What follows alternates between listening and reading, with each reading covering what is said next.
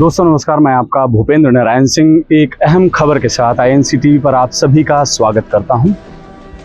वो खबर जुड़ी है उस चुनाव आयोग से जिस पर अपने देश में स्वतंत्र और निष्पक्ष चुनाव कराने की जिम्मेदारी है।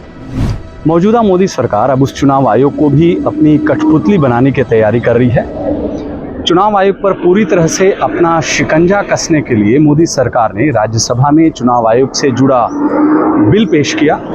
इस बिल में मुख्य चुनाव आयुक्त और दूसरे चुनाव आयुक्तों की नियुक्ति का प्रावधान है।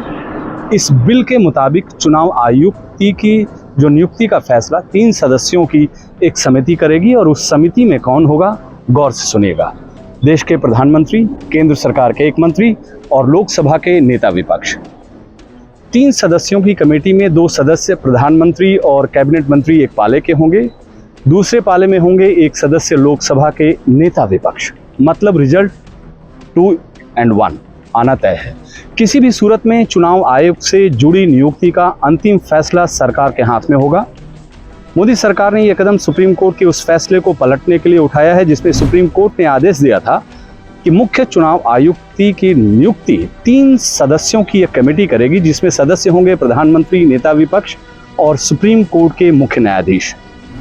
सुप्रीम कोर्ट ने अपने फैसले में चुनाव आयोग की स्वायत्तता और निष्पक्षता को बरकरार रखने के लिए जरूरी कदम उठाए थे, लेकिन मोदी सरकार को ये मंजूर नहीं था।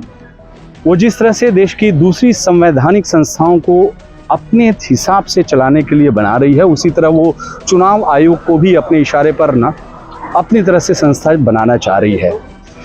उसकी इसी चाहत का नतीजा है राज्यसभा में पेश किया उसका बिल।